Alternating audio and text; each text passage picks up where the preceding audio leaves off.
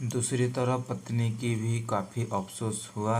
वह सोचने लगी कि वह तो अच्छे से जानती थी कि उसका पति कितनी कठिनाई से खाने पीने के लिए पैसे कमा पा रहा है। उसको नई क्लिप के लिए नहीं कहना चाहिए था। शाम को पति घर पर लौटा तो उसके हाथ में एक नई क्लिप थी। उसने खुशी से अपनी पत्नी को आवाज़ लगाई। जैसे ही पत्नी उसके सामने आई तो उसे पत्नी में कुछ बदलाव नजर आया। ध्यान से देखने पर उसे पता चला कि उसकी पत्नी के लंबे लंबे घने बाल अब छोटे हो चुके थे। पति ने बालों में लगाने वाली क्लिप अपने पत्नी के हाथ में देते हुए पूछा, तुमने अपने बालों के साथ क्या किया?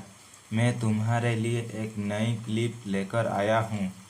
पत्नी ने अपने हाथ में पकड़ी हुई नई घड़ी पति के हाथ में पहनाते हुए कहा कि अब मुझे इस क्लिप की ज़रूरत नहीं है, क्योंकि मैंने अपने लंबे बाल काट कर उन्हें बेच दिया है और उनसे जो पैसे आए उनसे मैंने आपके लिए घड़ी खरीद ली। पत्नी के बात सुनकर पति की आंखों से आंसू निकल आए। पत्नी ने पति के आंसू पोंछते हुए पूछा कि आप यह क्लिप के लिए पैसे कहाँ से लाए?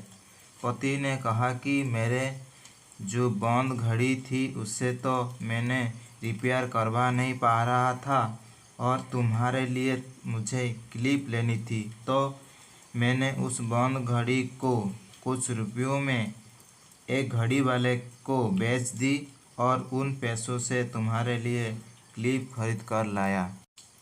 इस बार पत्नी की आंखें छलक आई, क्योंकि वह जानती थी उसका पति बंद घड़ी को भी इसलिए पहने रखा था क्योंकि वह घड़ी उसे बहुत ज़्यादा प्यारी थी और उतनी प्यारी चीज़ उसने अपने पत्नी के लिए बेच दी।